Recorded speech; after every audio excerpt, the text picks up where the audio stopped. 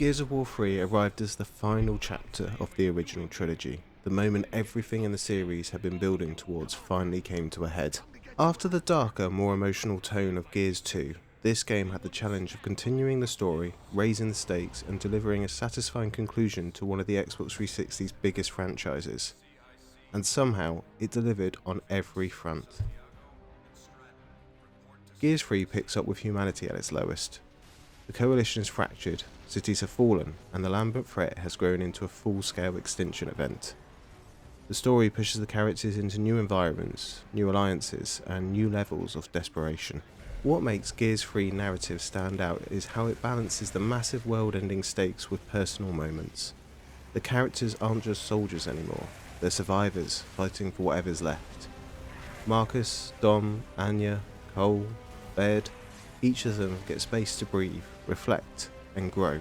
The trilogy had always been about war, but Gears 3 is about what's left after the war has taken everything, and that shift gives the story real weight. If Gears 1 was horror, Gears 2 was tragedy, then Gears 3 is heroism. The game intentionally moves towards brighter environments, more colour, more hope, and more camaraderie. This wasn't accidental. Epic wanted the trilogy to end on a note of humanity, not despair. The tone evolves alongside the characters and gives the finale a sense of emotional maturity.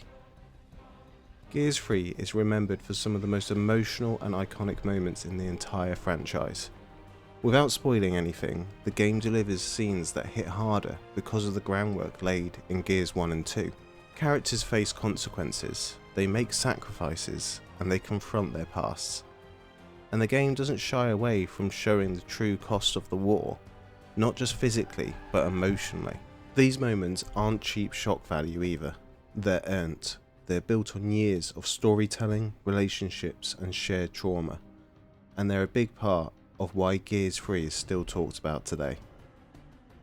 For the first time in Gears of War, the cast truly expanded, with Anya becoming a full combat character, Jace joining Delta Squad, Cole and Baird getting deeper story arcs, and female COG soldiers finally appearing properly. This broadened the world and made the squad feel more human and more diverse. It also allowed for richer dialogue and more varied mission design. Gears of War 3 is the first game where the Lambent aren't just a side threat.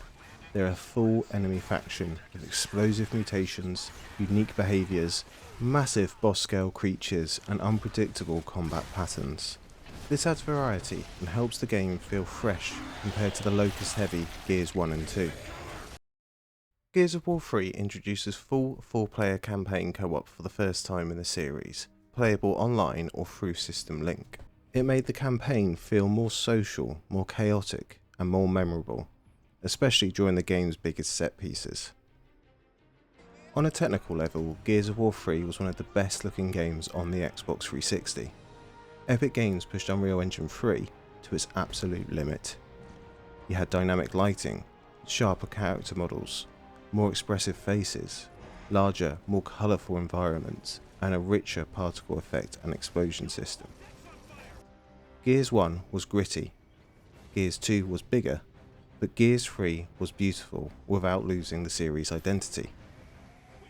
The trilogy finally stepped out of the constant greys and browns, giving players vibrant sunsets, lush islands, burning cities, and massive Lambent creatures that filled the screen. Gears 3 didn't reinvent the formula, but it did perfect it. You had smoother movement, more responsive cover mechanics, better hit detection, new weapons like the Retro Lancer, polished co-op, and balanced multiplayer.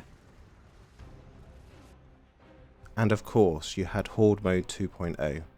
Fortifications, economy, boss waves, and deeper strategy. It became one of the most beloved co-op modes of that generation.